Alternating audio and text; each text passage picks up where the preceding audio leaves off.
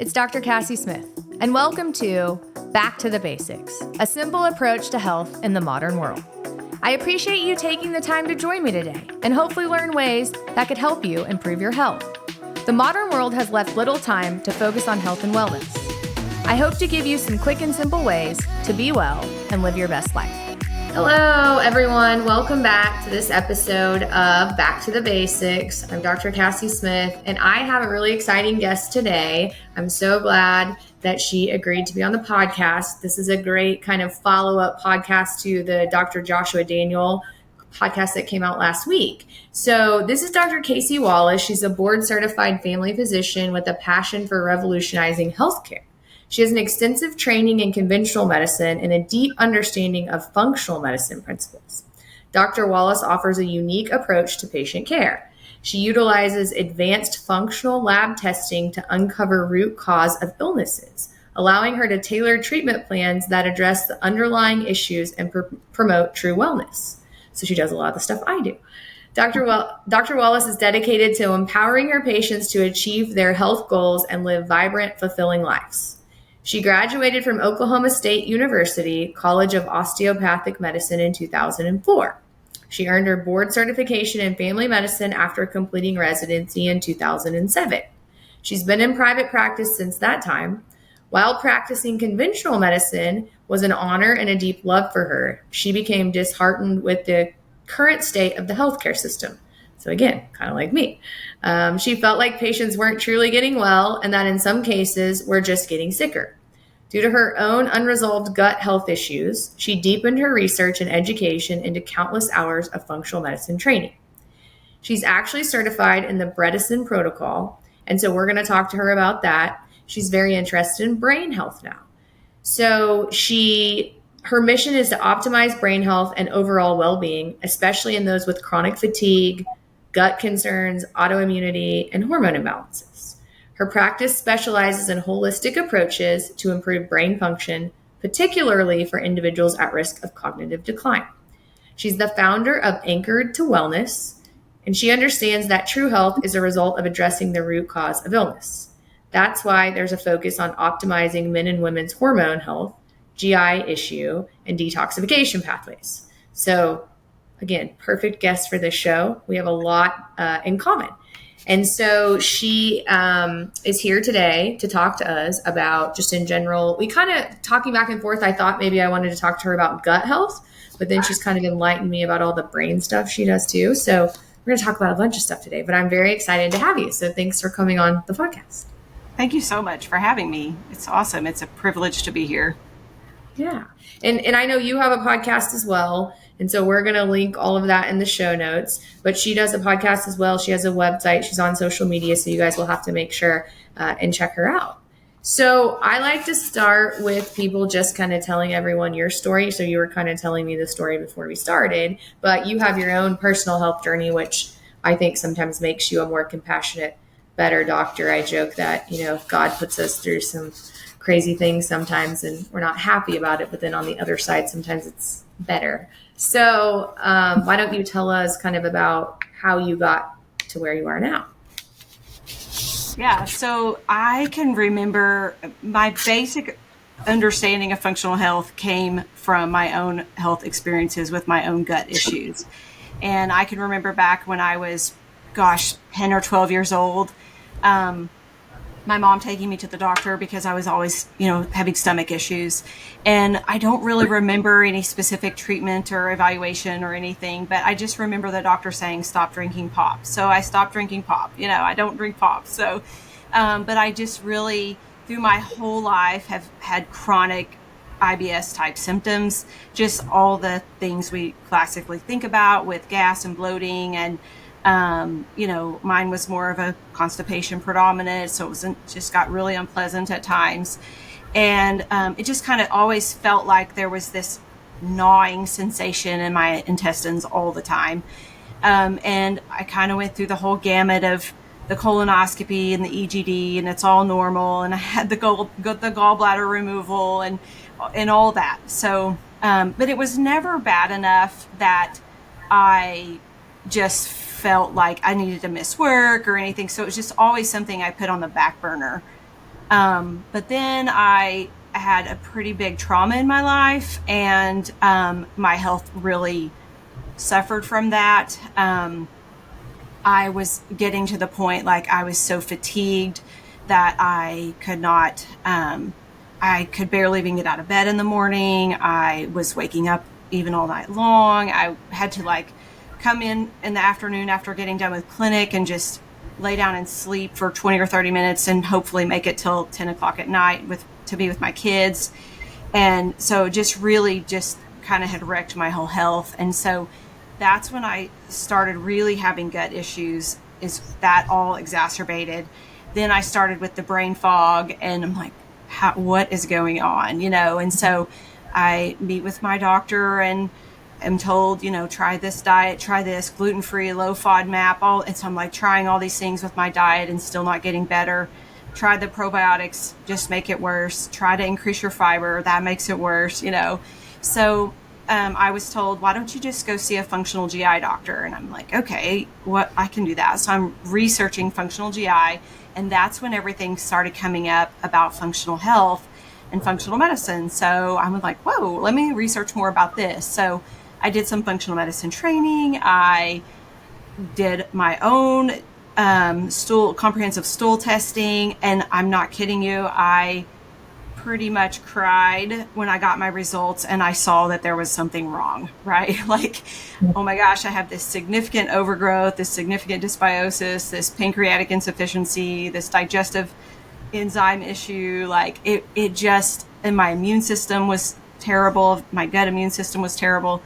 And so I was actually so relieved that I had done the testing and saw that there was a problem. I felt so validated because all those years of just trying and nothing's working.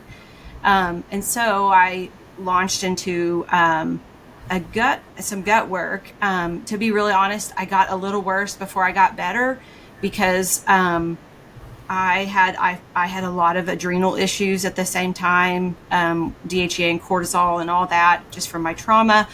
And I really had to work on that and learned a lot about trauma and gut and all those things, all interconnected.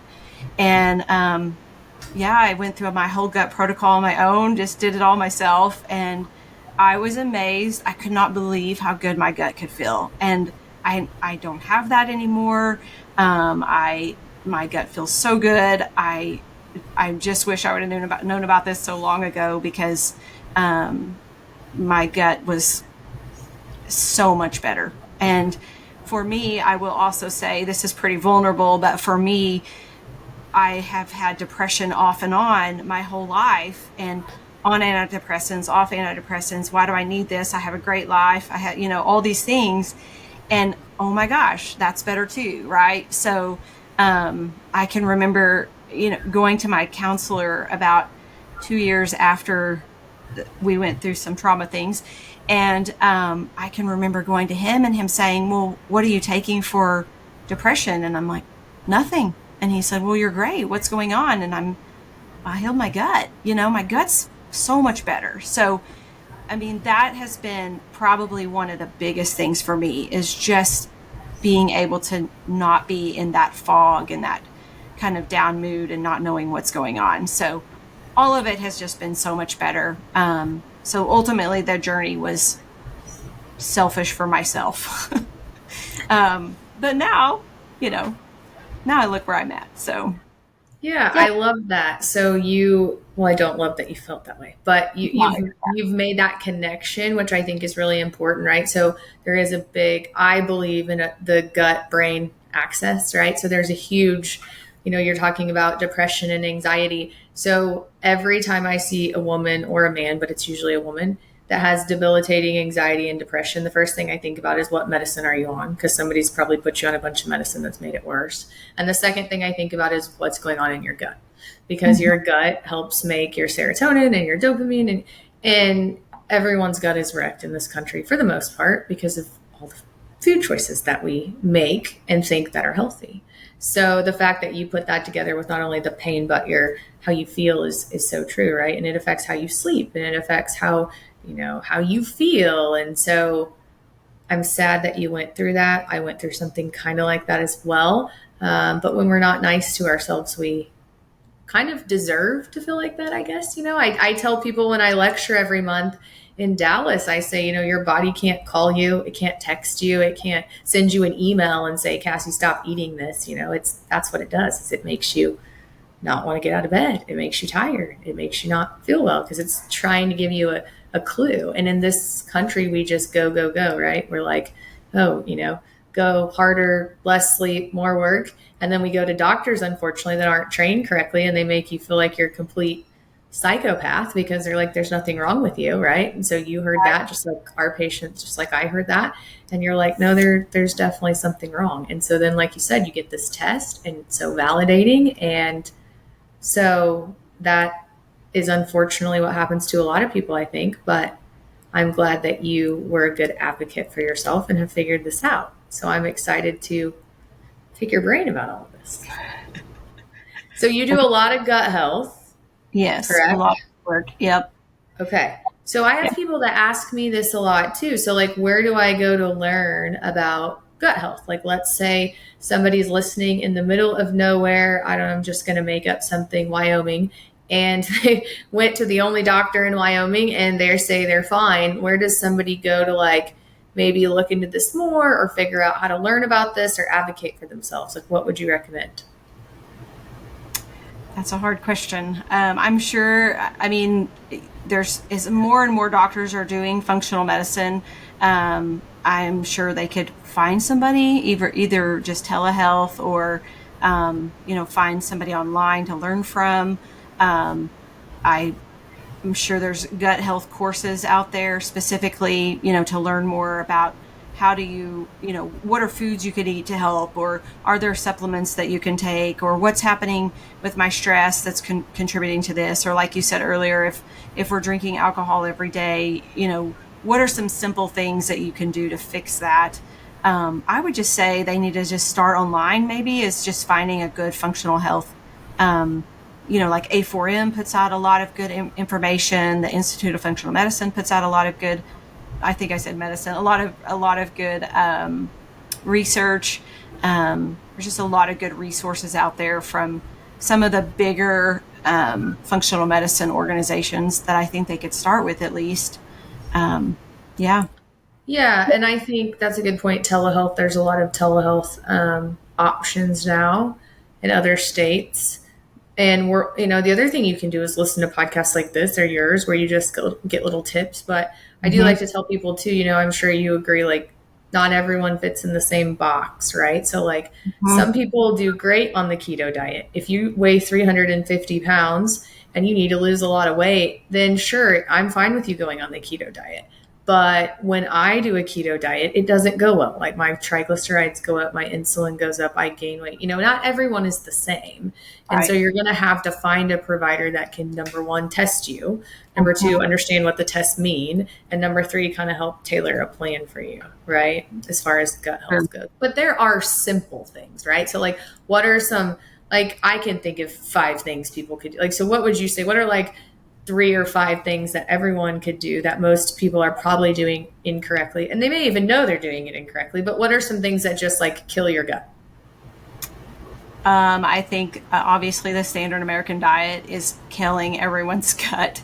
And unfortunately, I feel like a lot of people just think that the standard American diet is just how they're supposed to eat. Like, I think there hasn't been enough education around, like, that's really just because you eat a certain thing and you eat less of it, it's still processed food. So I would say, I always tell my patients first, like really getting rid of processed foods, making sure they're whole foods and nutritious things and you know what you're eating. I would say most of the time I say you have to be thinking about eating gluten-free. Unfortunately our gluten is not great, and in the United States it's terrible. So if you're really, really wanting to get healthier, you have to eat gluten-free. So, and then lower sugar, really lowering your sugar out of your diet. Those 3 things diet-wise. And then the other thing I would really say is really working through the nervous system work, because, if we're running around running from the bear all day, that sympathetic overdrive, I really teach a lot about that. Like, if you're running from the bear all day long, you're never giving your gut an opportunity to digest and heal and repair, and that lining is breaking down even more. And so I spend a lot of time talking about nervous system work with my patients, because that is something that we're just burning the candle at both ends, and just so many stressful situations. And so, yes, the diet part is very important, but I want them to understand, like, that nervous system work, especially if there's been a trauma involved, there really has to be some nervous system work there. Yeah, and sleep. I think sleep is important, and exercise. I forgot about that one. Sleep's a good one. All those things are actually really important, because, I wear a ring that tracks my sleep, and I have more glucose monitors. When you don't get good sleep, you crave more food.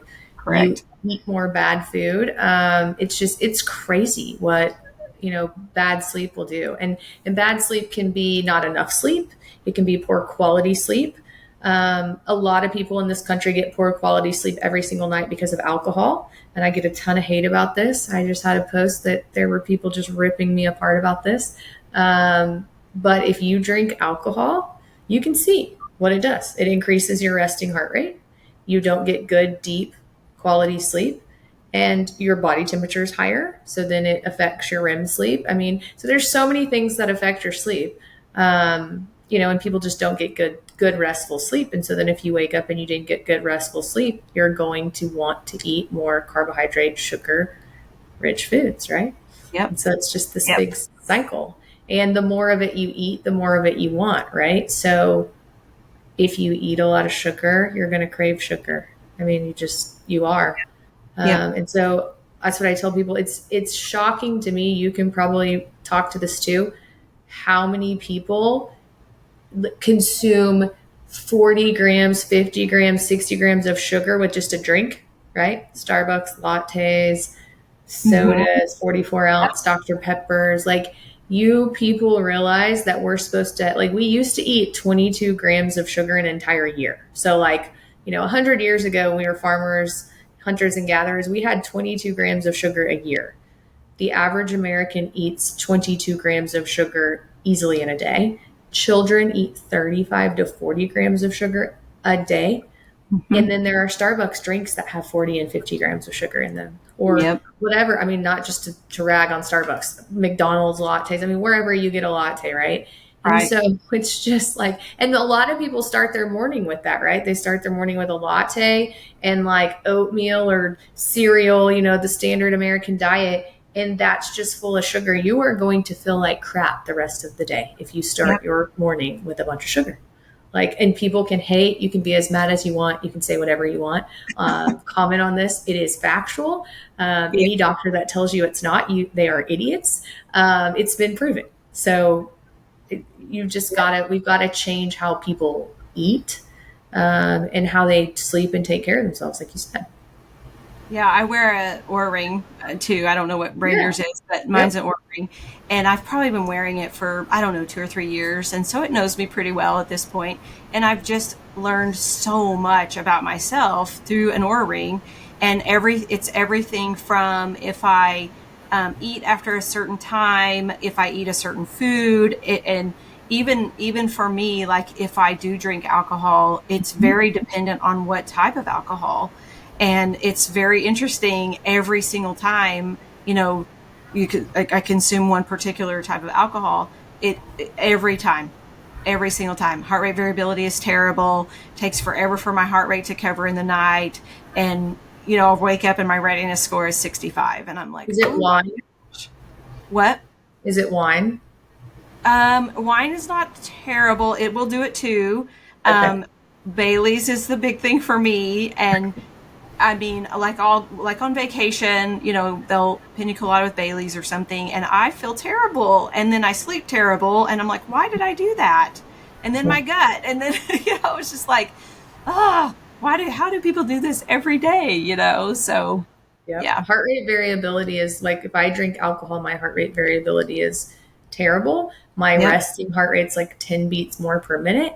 My body temperature doesn't cool off, and my restfulness, like how long I'm actually in deep sleep, is always, it's barely an hour. Like it's terrible.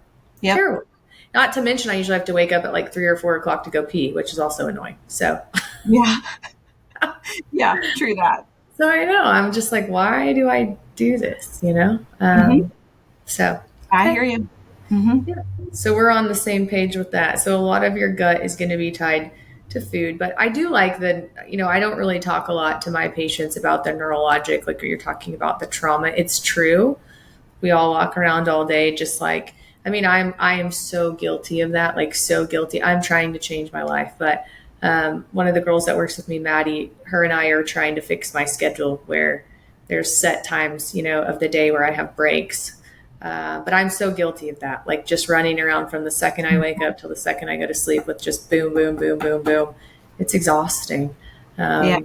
And it does probably not do great things to my gut. Yeah.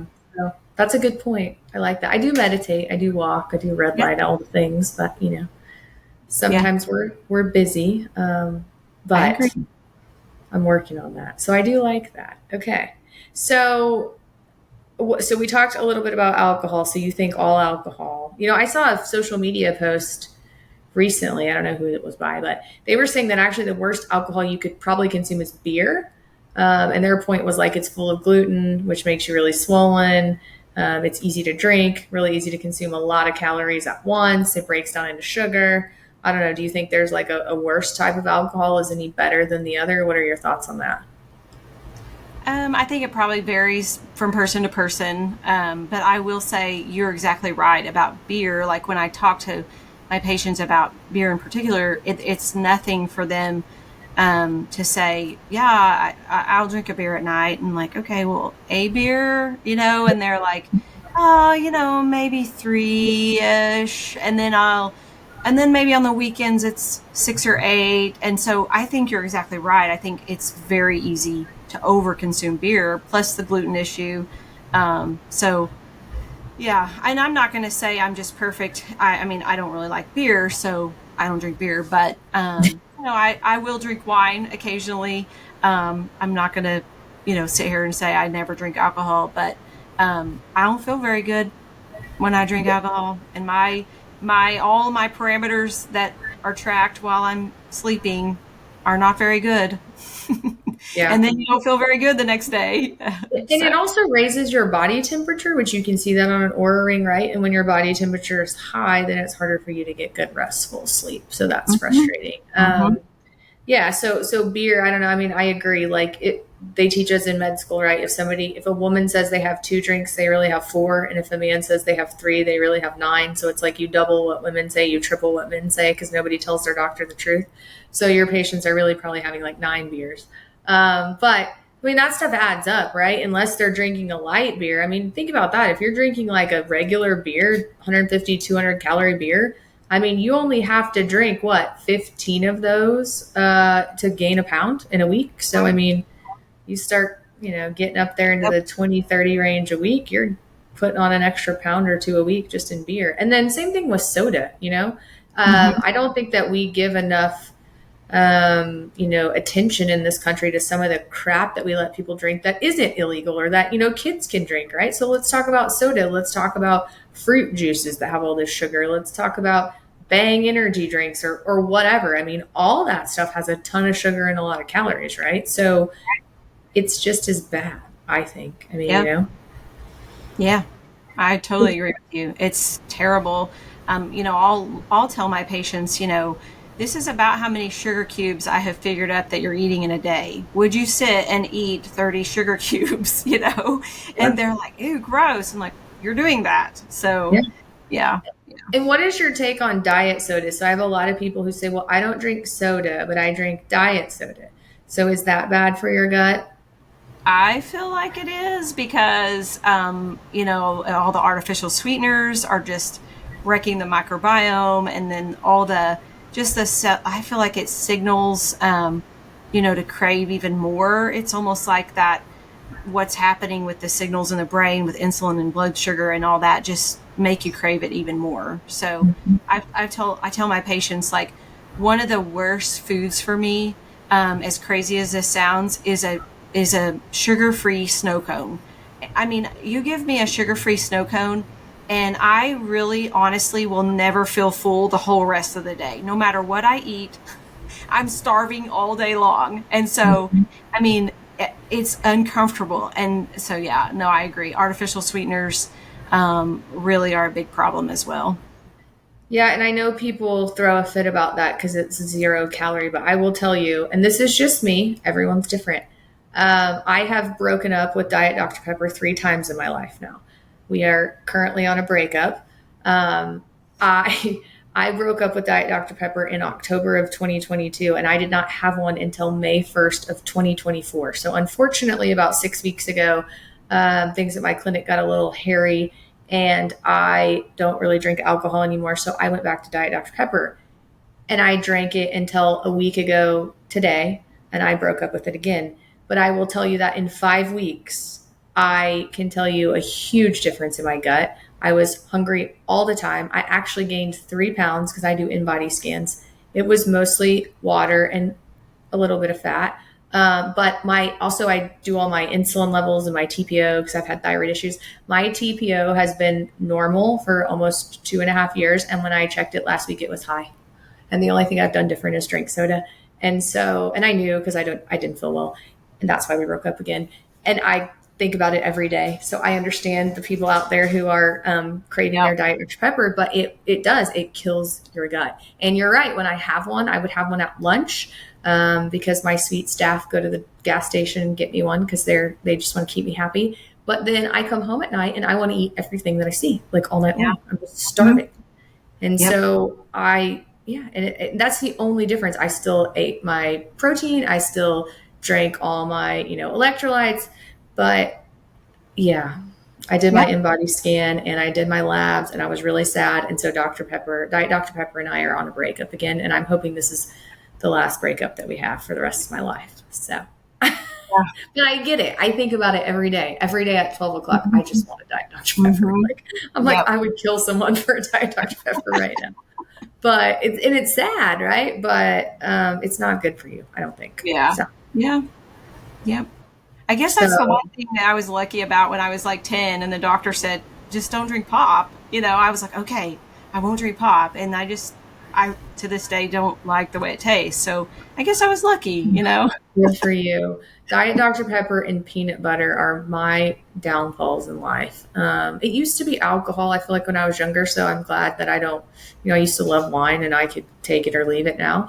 But man, you put me in a room with Diet Dr. Pepper and peanut butter, bad things could happen for sure. So mine's probably ice cream. I love ice cream. So then you have the dairy component with that. But I have found this, I could probably be a commercial for the Ninja Creamy because we just recently got one and you can make your own ice cream with a Ninja Creamy and it tastes just like ice cream. So, and you can use like just protein powders and whatever milk you want to use. And so it's been great for me.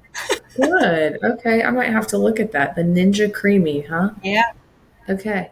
Yeah. Well, Dr. Daniel last week told me that I had to get off the peanut butter and I needed to go back to almond butter. And so that's my next plan, but I didn't feel like I could break up with peanut butter and soda at the same time. So in July, I'm going to break up with peanut butter again. I was on the low FODMAP, like AIP diet for a while in 2022 when I got a lot better and I didn't have peanut butter for a long time. So I'm going to break up with peanut butter too, just not this month. So well, I think that's important though. Like that, I always try to just meet my patients with where they're at, right? Like you can't be like, okay, you have to go gluten-free and dairy-free and no sugar and no processed foods.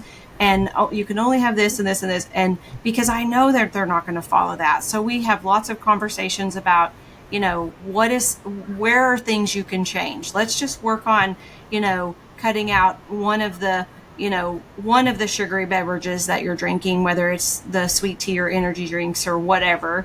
And, that's been really helpful because then they can make those small changes that have a bigger impact and they can feel that impact. And then they can, from there, add another thing in to not have to, so it's not so much all at once. Because honestly, we live, my town is pretty small, and there's really very few places in our city to eat healthy.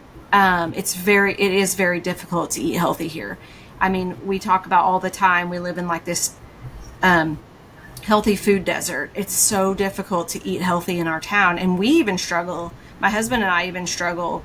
At lunch, we're like, okay, where are we going to go today? Or we'll try to pack our lunch or whatever, because it is so difficult to eat healthy here. And I mean, that is one way I'll say with patients, like, how can we just change your lunch to a little bit healthier choices, things like that. So I think it's okay. Like what you said, like one thing at a time. Yeah. And I agree too. I think the less restrictive, that you give a patient, the better off they're going to do. And, like me, I knew the soda. Well, first of all, the first week I didn't. I was like, whatever, I'm fine. I can drink soda. This is amazing. It's so good. But then I knew, like within a week, I was like, man, my gut, like, no, Cassie, like I knew. And so then I knew, but I didn't want to know. And so then that's why I did blood work on myself. And then I was like, dang it.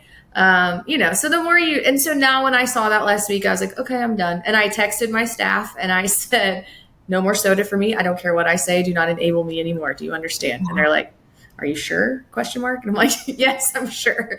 And they're like, okay, and they haven't, they've been great. They haven't, it's hard when I see them drinking it sometimes, but it's like, I knew, like, I don't feel well. I saw the results. I saw the proof. And I think sometimes, when you show people, like I had a conversation with a guy today who is in his 40s and his insulin level is 21. And he's like, how is it 21? Like, and that's high. I want it to be less than 5. Right.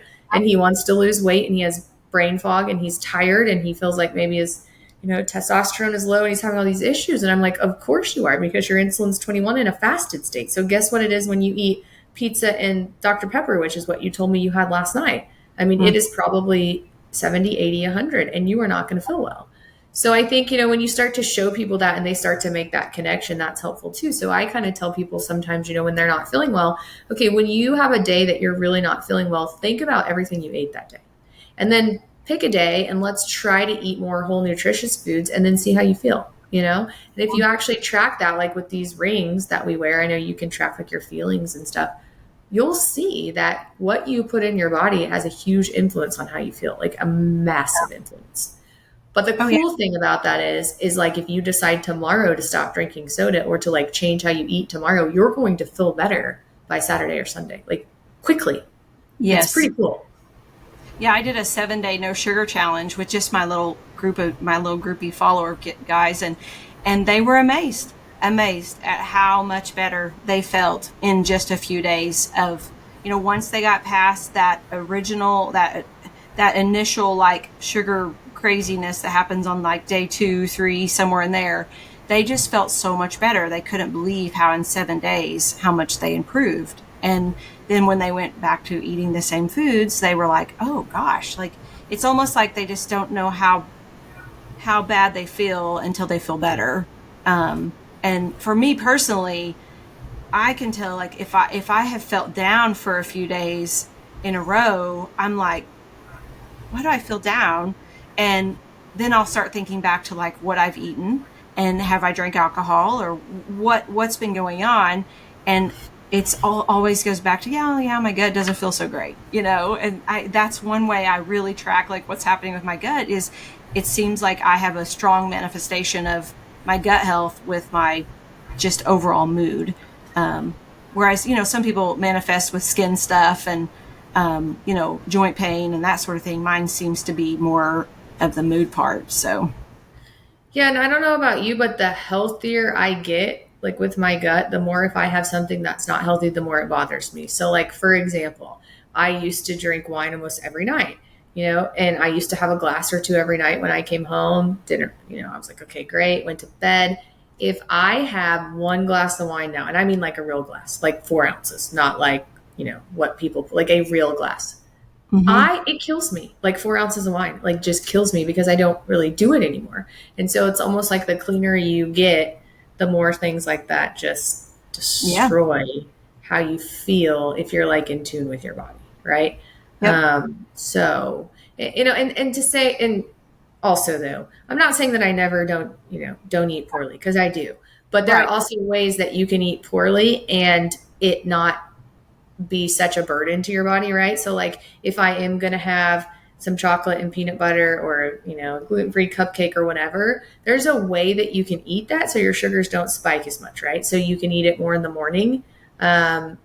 Or like I'll eat a meal. So when I eat my meals, I eat my protein, my green leafies. Like I try to eat my vegetables that aren't super starchy and my protein first. Then I have my starches if I'm going to have a starch. But then when you're done with that, you eat the sugary, whatever, the cupcake, the chocolate.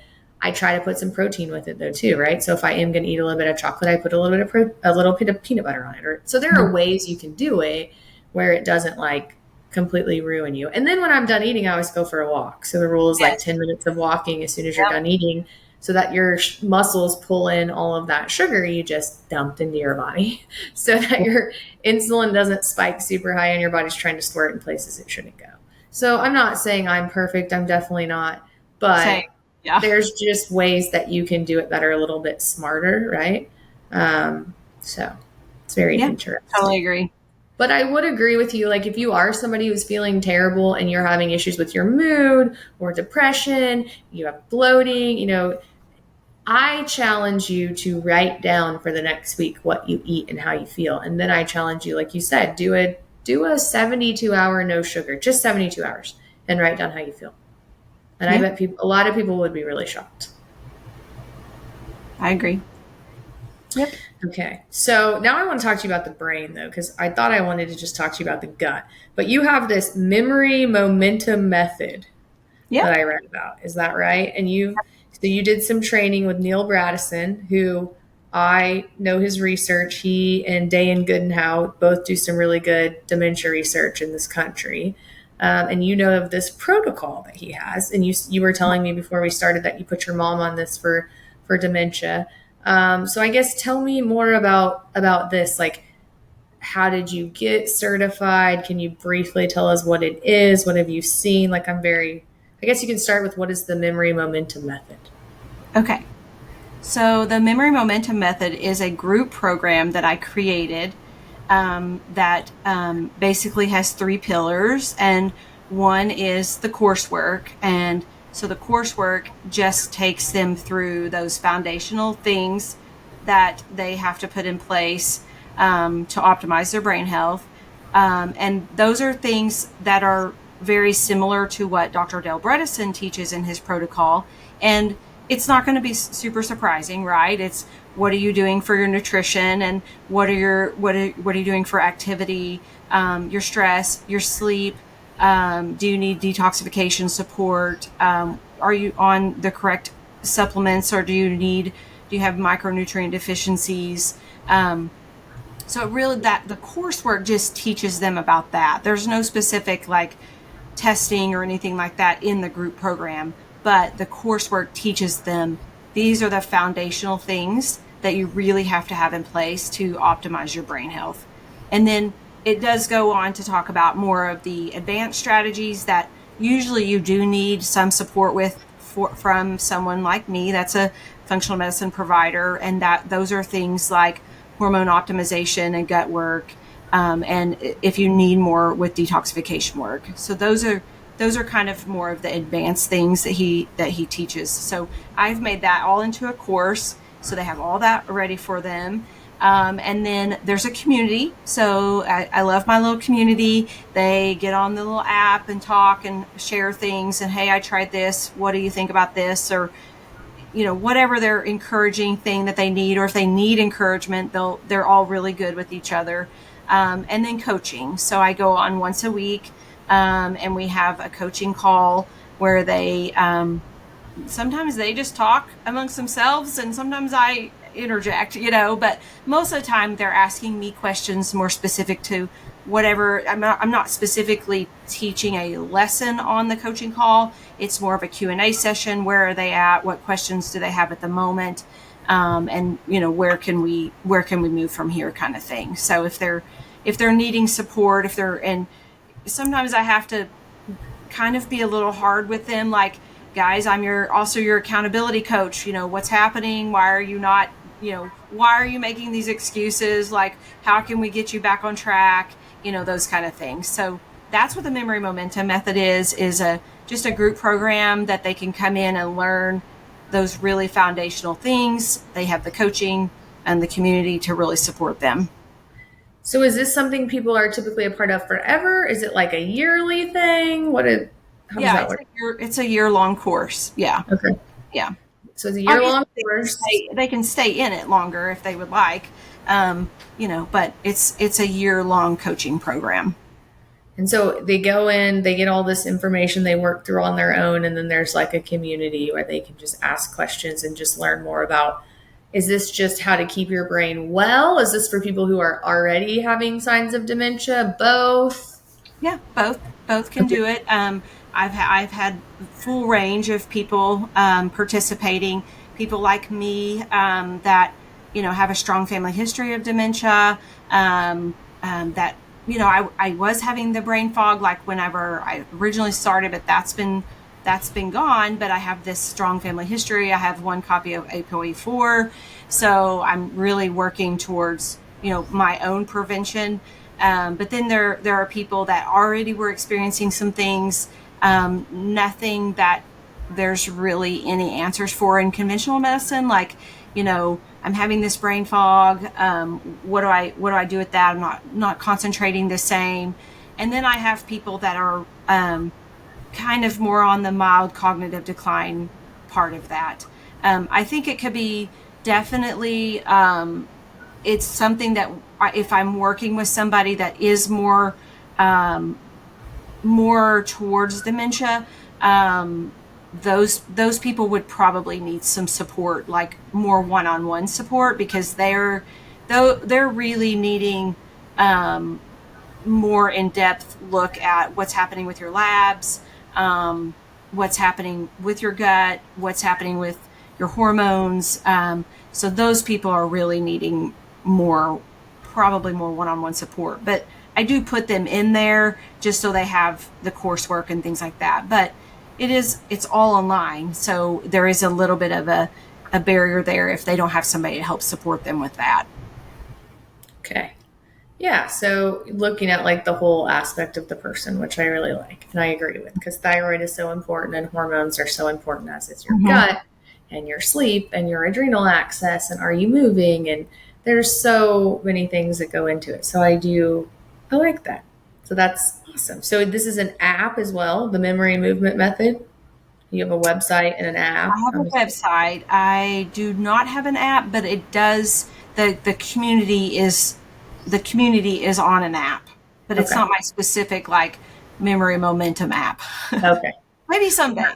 Now you have a to-do list from me. Okay. No, you can make an app. Okay. No, I like that. That's awesome. So you do have this passion for brain health. So then let's talk about that. So when somebody comes to you and let's say they say, I want to, I've got a few signs or I've got a lot of brain fog. You talked about hormones. You talked about thyroid. I think you said something about gut and sleep. So what do you what kind of testing do you do? Does it depend on the person? Like, what do you do with these people that want to talk about just brain health? Ooh, the other thing, sorry, detoxification. So you said that, and I love that because I'm a big, let's talk about that first. How do you look for people that need detoxification? Is it a lab test? And then if they do, are you talking about glutathione? What are you talking about? Heavy metal detoxing? Like, talk to me about that.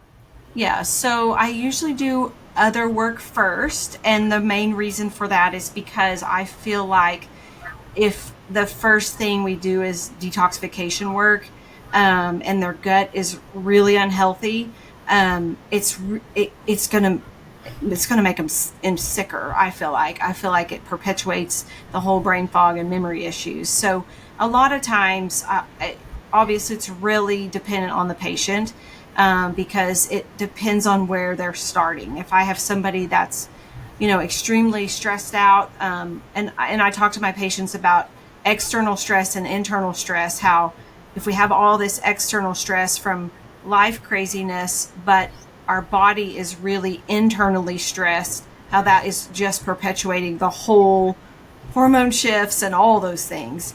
And so we talk a lot about where are you at with your stress, external, internal, and that's where I do a lot of lab work. I'll do panels of just your basic things, your CBC, CMP.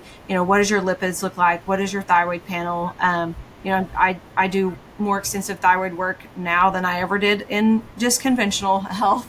Obviously, I don't just look at the TSH anymore. But then I'm also doing more things like I'll really look at people's omega-3s, like what is your omega-3 index, what's your 6-to-3 ratio, because I can really kind of see like what's happening with your diet. If your 6-to-3 ratio is 17, we probably should work on that. So I really look at that, especially in my brain health people. I want to know what their omega-3s are. And so lab work is probably the initial thing. And then I create a functional health report for that person. And that report is all based off optimal lab values and not the standard reference ranges. And so it's really helpful for them to see, you take somebody like me, my labs are completely normal. You look down my lab core report, it's all completely normal, but you put me in a functional health report and I'm not normal because I don't have everything in the optimal categories. And so I put that report together for them, and we really see where are the areas we really need to focus on right now. And usually that is gut and hormones. Okay. So we start working on their gut, their hormones, and then detox work, more so like, how do we optimize their detox pathways while also diminishing their toxin exposures. So I have like a little mini course that, is all about endocrine disruptors and toxin, external, like environmental toxins. How do we reduce that at the same time? So it's kind of a whole kind of protocol I go through, like blood work.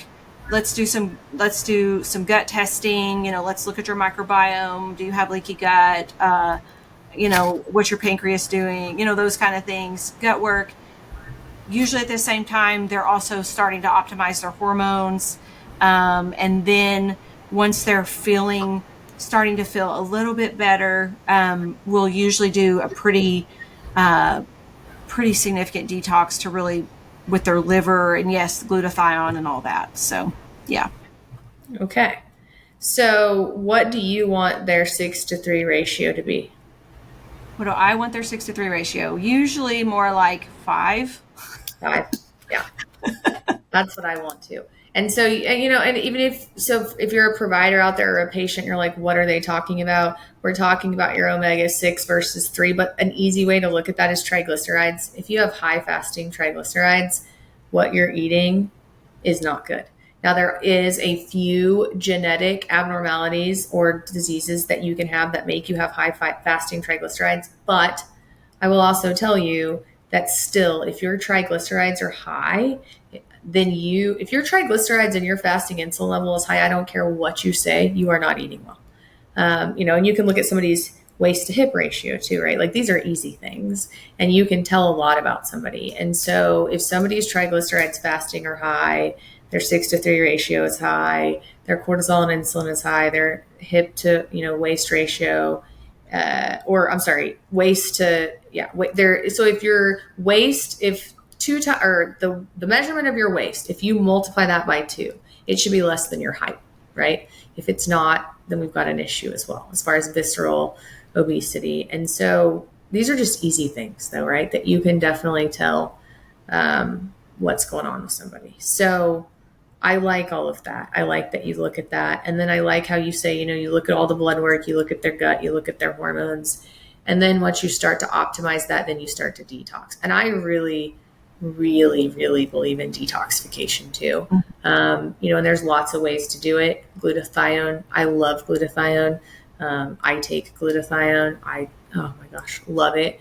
You want to talk about sleeping well. If you're doing all the things right and you get a glutathione IV or even a decent dose of IM glutathione, you're going to sleep like a baby, But then also, do you do any sort of oxygenation, like blood oxygenation, any sort of ultraviolet light, ozone therapy, anything like that for detoxification? Not at this time. Well, when I get my clinic built in a couple months, you're going to have to come check some stuff out because there's some cool stuff you can do with blood oxygenation. And so I'm going to have all of that, and I'm super excited about that. You can do a lot of cool stuff with detoxing people through machines like that. But what other things do you do as far as detoxification? Well, it kind of depends on what they're willing to do. Yeah. They're mostly, I'm using even products like, I don't know if you've heard of like the Quicksilver products, but some of those like the detox cube, things like that are really, it kind of just spells it out for them. Like here's your whole protocol to follow for 10 days and then off for a couple of days and then back on. And so that's mostly what I'm doing, other than the things like decreasing toxic load and in your diet and maybe even if you can find a sauna, get in a sauna, just really focusing on really opening their detox pathways. Yeah. No plastic. Don't, put your stuff in plastic and heat it up. Don't drink out of plastic water bottles. Endocrine disrupting, substrates are a big issue. So, okay. I like all that. That is awesome. So detoxification is, I think it is.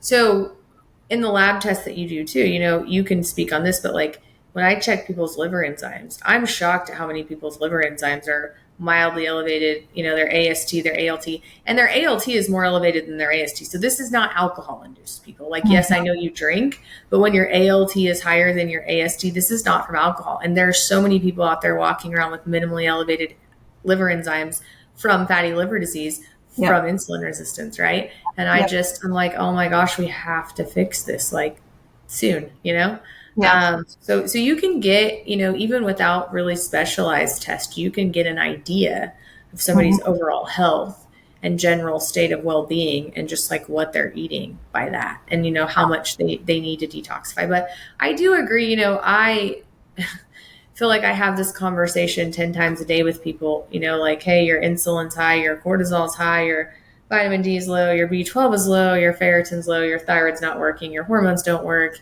your liver and they just look at you like, and then you're like, okay, these are all the things we need to do, right? But unless they're really on board with like changing their diet, I almost feel like I'm just spinning my wheels and wasting my time because they're going to just end up sick again. And it's almost like I feel bad, right? It's like the frustrating thing with me is like, I know that I could make anyone feel better.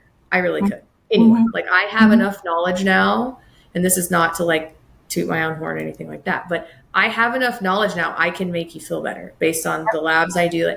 But you have to participate, right? Yeah. You have to, and I'm not saying you can never have this, but you have to participate to some degree. And so I almost want to have like a waiver in my clinic that says like, I agree to eat the diet that I've been prescribed for at least 30 days, because otherwise they don't get better. And that's not what I want. My whole goal in medicine is for you to get better, to leave me, and to never need me again. Like that is when I know I've done my job, right? You want to come back once a year and say hi, get some, preventative testing. That is great. But I don't want to see you every 2 months. I don't want to see you every month. I don't want to see you every 3 months. Like I want you to get better, I'm not scared that I'm going to not have enough patients. I don't want you to stay sick.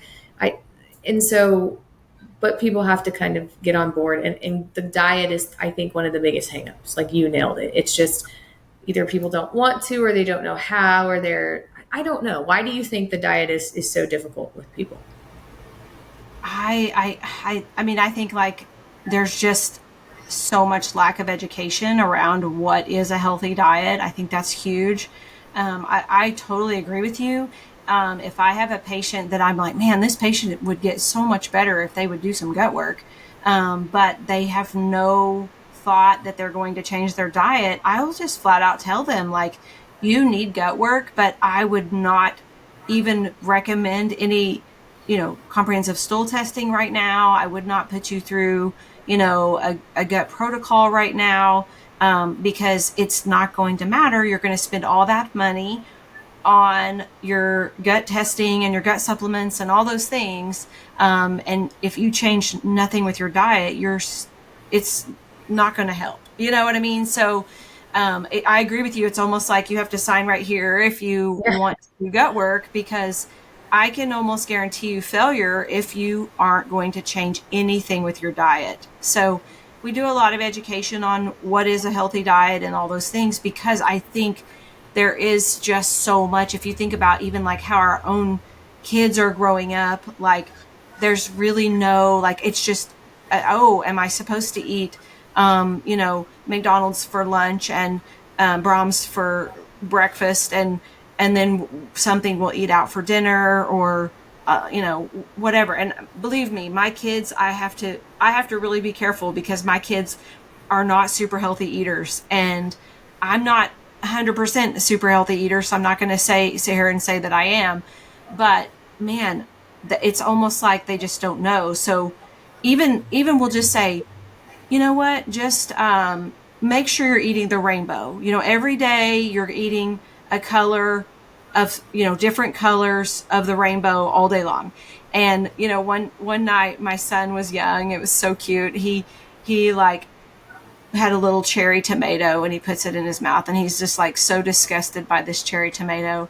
And I'm like, what's wrong? And he's like, I hate this, but I had to get a red today. And I was just like, okay, the tea there, it's going in. That's a win. That's a win. Yeah. And Yes. I mean, I think I've thought a lot about this. I think it's just because, like you said, the education's so bad, right? And everything that you see, like, unfortunately, in this country, we let people advertise to children, like, these Happy Meal toys. And I don't know, like, there's no really good education. There's so much confusion on what is actually good.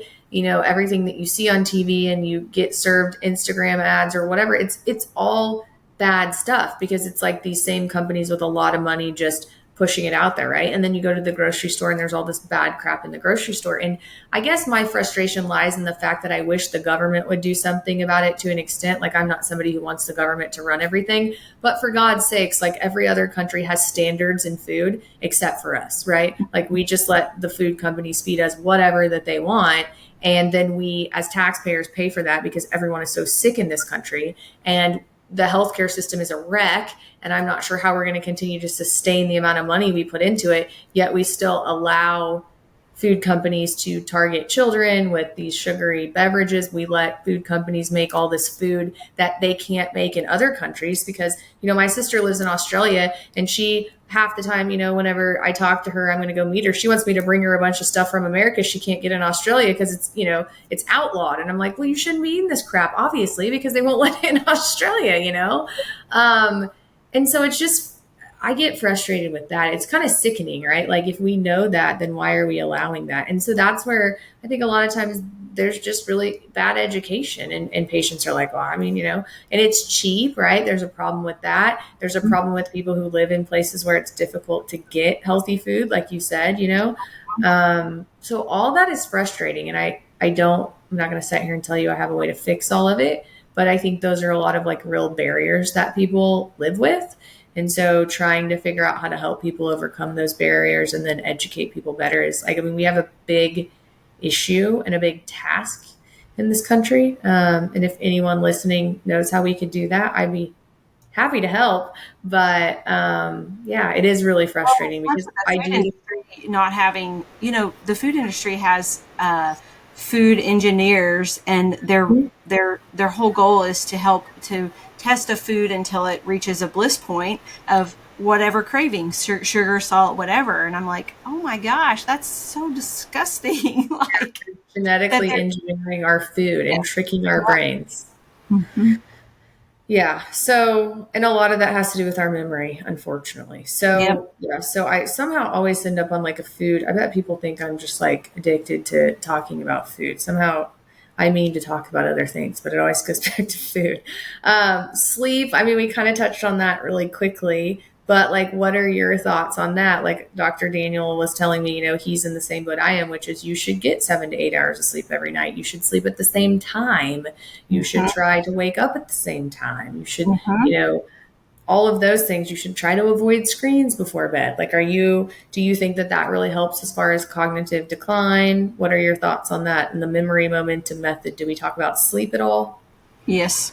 for sure. That is a whole section. And, everything you just said, like setting a good routine, bedtime routine, morning routine is, I even talk about morning routines are just as important to help you sleep.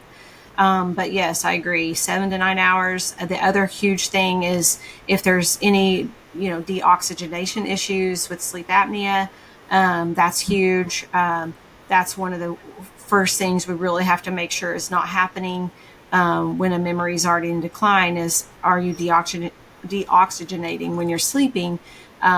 Because, we're fighting a losing battle if we're not taking care of that. So yeah, sleep is huge. I mean, that's when we clear toxins out of our brain.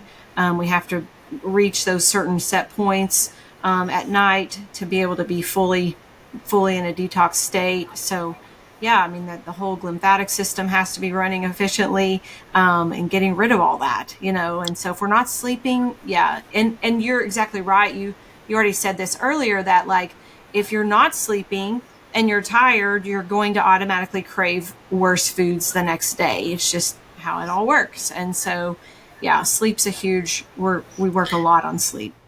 Yeah, the lymphatic system. So he described it as like little street workers, like cleaning the street in New York City, which I love. I have this little picture in my head. But, and if you eat really late or you have alcohol, then you're using a lot of your energy to either digest that food, or when your insulin's high, you're using a lot of energy for that. And so it's taking away from the energy that your little street cleaners have in your brain to clean everything up. And so then maybe, I hear this from people like, I sleep 10 hours a day and I'm just exhausted. I heard this from a lady yesterday I've taken care of for a really long time. And I know she's in a bad place just because her A1C is going up. I looked at some of her labs. I mean, she's not in a good place. And she's like, I'm coming home from work and I'm going to bed at 7 o'clock and I'm not getting up until 7 o'clock in the morning and I'm exhausted. Well, you know why she's exhausted? Because her insulin is high, her sugar is high, and she's just not being able to rest because her body is using all that energy to try to fix her blood sugar and fix all this, detoxify all these things that are going on. And then her little street cleaners don't have time to go repair everything, and so it is. She probably has terrible hormones. Like what's happening? We're working on that. So I don't mean, in my defense, I do not manage her hormones currently. I have tried to for 3 years. She has insisted that her gynecologist can do it. I don't think they're doing a very good job. But yes, so we can talk about that too. So sleep is very important. We want our lymphatic system to clean everything out. But then yes, let's talk about hormones because Dr. Daniel and I did not get into that very much. So when you say hormones, are you talking about estrogen, testosterone, both in a woman? What are you talking about in a man? Why is it important? You tell me your thoughts because I have plenty of them, but people are sick of mine, I'm sure.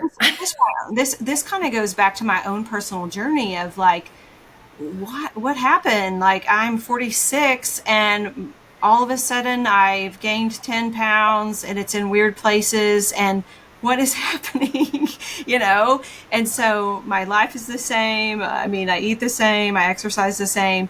And so that all my hormone research has come out of my own selfishness, but also like a component of what is happening. It's not just about eat less and exercise more. And I think a lot of women are getting told that, and it's really not fair. If their estrogen level's terrible, if their testosterone's very low, I even feel like if their DHEA is really low, that's a huge issue. And then if they're not sleeping and their progesterone's not where we want it to be, imbalanced with their estrogen, yeah, it's all over the place. So, I would say I'm seeing all over the board about what's happening, whether it's low testosterones or, so all those things that you just said, I'm looking at all of that. Yeah, so testosterone in a woman is very important, as is DHEA. I would agree. I don't check a ton of DHEA levels, to be honest with you, because if I'm replacing testosterone, I feel like I don't, but that's a good point. I probably should because a lot of adrenal glands are a mess. And so you can give somebody a little bit of DHEA. I take some DHEA. It helps your mood. But so DHEA. I mean, a lot of low DHEAs, a lot. Yeah. And we spend a lot of time talking about that cortisol DHEA balance. And, I have patients that are young that, in their 30s and they're their DHEA is 35. And I'm like, what? Yeah. You know, so, Because their cortisol is 28 because God yes. forbid they're probably on birth control too. So we could Yeah. talk about that for an hour, but yeah, no, so that's a good point. If your cortisol is high, then some DHEA is probably a good idea along with some ashwagandha and some other things. But testosterone is a huge issue with sleep, progesterone too. So I get so sick of people saying to me, well, I can't take progesterone or estrogen because it makes me fat and I want to lose my mind. I'm like, no, it doesn't make you fat. If anything, it's the reverse, right? And so progesterone is like God's gift to women. I love progesterone. I take it as well, Yep. cyclically, because I have a very stressful job life currently. And so, when your stress is high, your cortisol is high. And when your cortisol is high, your progesterone's low. And in the second half of your cycle, that's not a good thing. And so I love progesterone. It makes you happy, people. It makes you happy and it makes you sleep.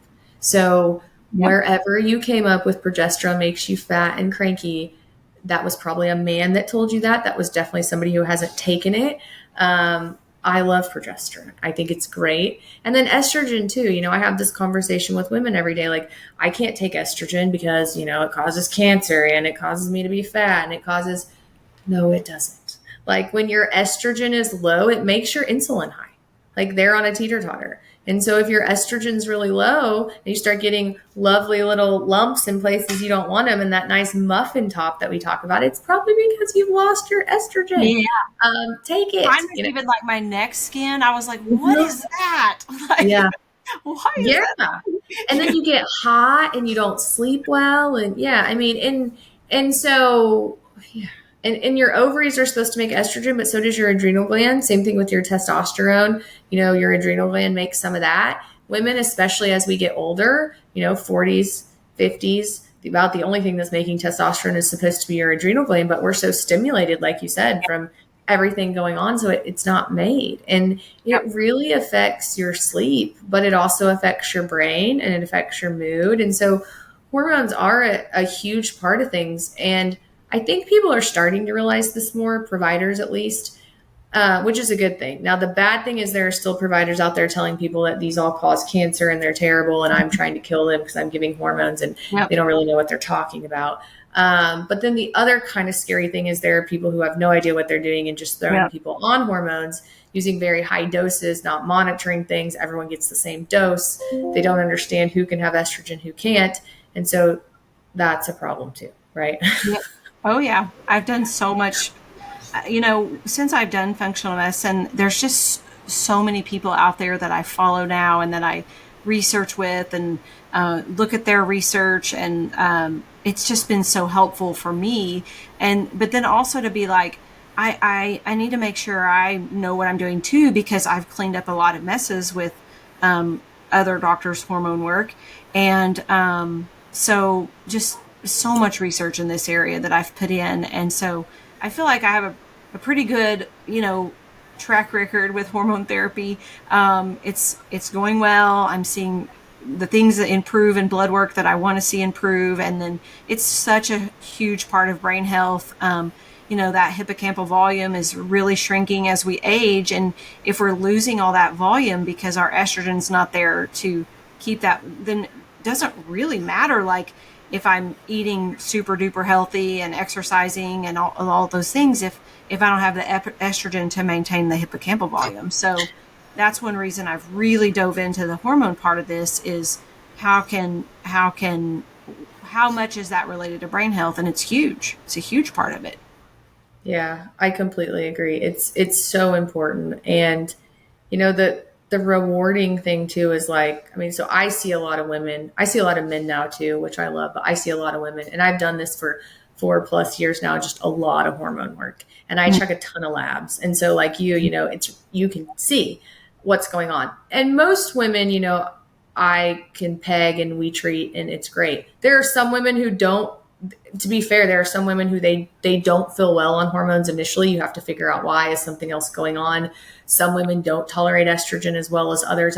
You've got to be very well versed in this and know like what hormone causes what symptom and what side effect, because sometimes people just can't tolerate estrogen because they have breast tenderness or, there are other ways we can give it. And so you just have to really, it's kind of, it's not a put people in a box type of science. It's something that you learn over time. You have to use your brain. You have to listen. You have to, but if you do it correctly and you get a person to the point where, I see a ton of women, and I'm sure you do too, they come in crying. They think they're losing their mind. They're having numbness and tingling. Everyone's told them they're crazy. They're on an SSRI. I mean, they're like, I don't feel like myself. My life is not working, just so many things. And first of all, it's hard to get those people to trust you because they've already seen 7 people that have given them stuff that makes them feel worse. Yep. And then it's hard to dig out of that hole. But, I try to tell people, give me 6 months. And at 6 months, you're going to feel better. If you don't, I'm here. Like, I'm here for it. I'm here for the long run. Like, we're going to figure it out, But there's nothing more rewarding when somebody comes in and they're like, wow, I feel better. Like, the numbness is gone. The tingling is gone. I don't have anxiety. I'm sleeping. And it's usually hormone related. And so it's really, it's really cool. But you do have to kind of know what you're doing. There is, and there's not a lot of standardized training out there. I feel privileged that I did a fellowship in endocrinology, so I understand the feedback mechanism of hormones and, what does estrogen do and what side effects do you get from that. And, but anyways, it is very important for lots of things, your brain included, right? It helps with blood flow. I see a lot of people with dementia, and most of them that have pretty bad dementia have not had hormones, Yep. And it gets to a point where it's like, you can't fix that. And so we just have to do a better job of educating people. And then somehow we have to do a better job of educating providers because we're not doing it in school. I don't know, maybe you and I need to make a course or something for providers. This is how you do hormones correctly.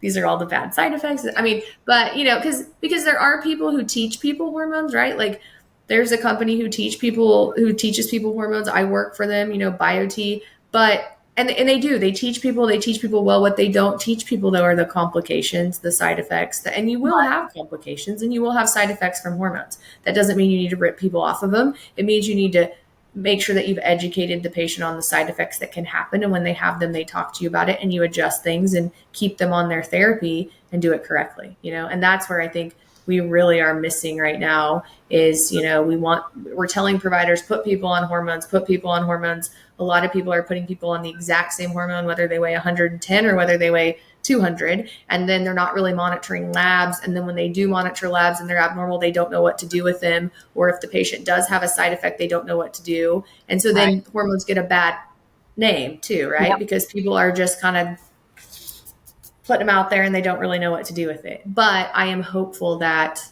will change. Yeah, I have a patient that she's been wanting to do hormone therapy. She had a complete hysterectomy several years ago. But every time she would ever get put on estrogen, she would have horrible reaction to it. Just like her blood pressure would spike and she just would not feel well.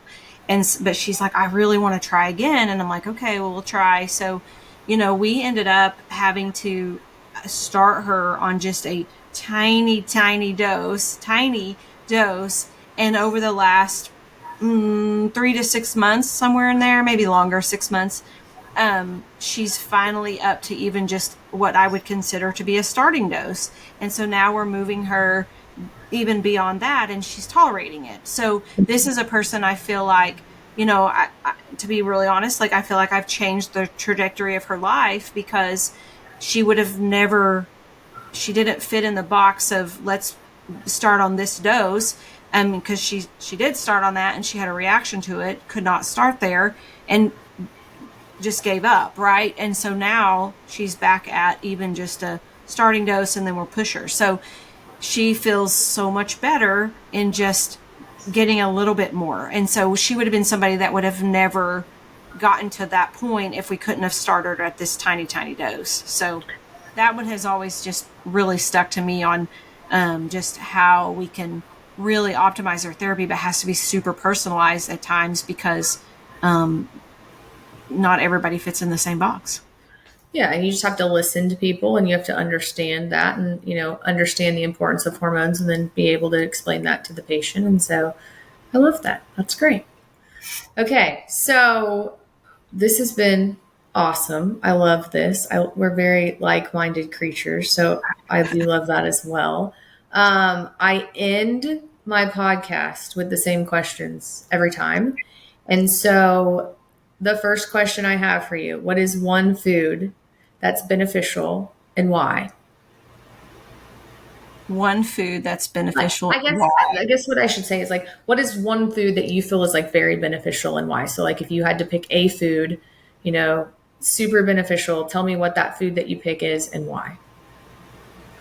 I would say something in the omega-3 area, like walnuts or chia or flax or something, because not people are not getting enough omega-3s, me included. Like, I'm not going to lie, supplement omega-3s because it's really hard.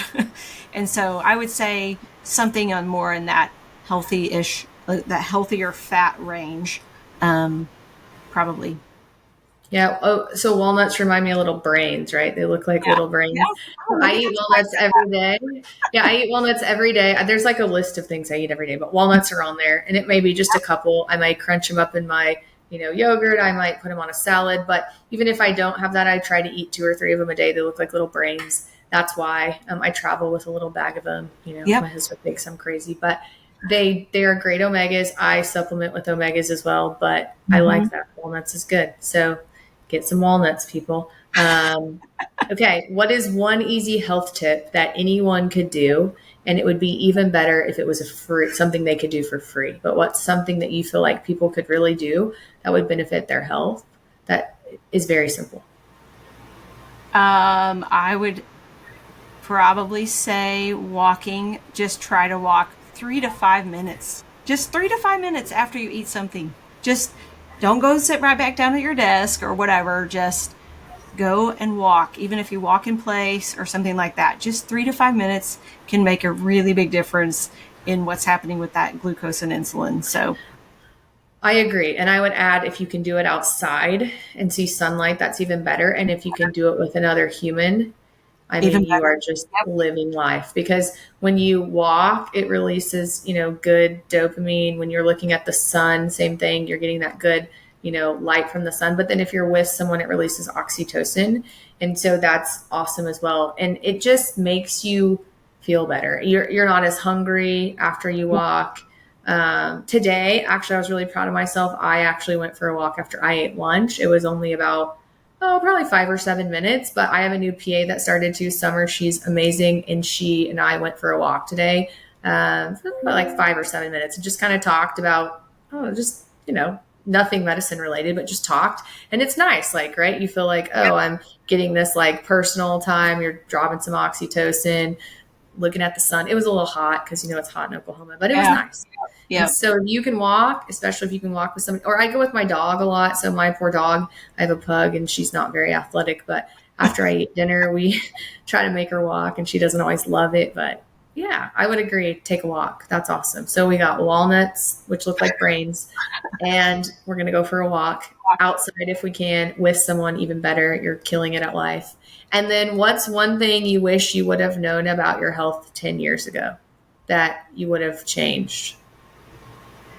So I would say that the original answer would probably be gut stuff, but now that I know so much better about hormone therapy, I would have probably not been in so much denial like in my late 30s that this was, perimenopause, menopause. I think about what would have been different in my life if I would have had more hormone support then than just being like, what? I'm not perimenopausal. What? Like, so probably I wish I would have known more about hormones 10 years ago for me and for my patients, because I think that it can be so life-changing for people because they don't get all that inflammation that happens in perimenopause. And so, yeah, probably that.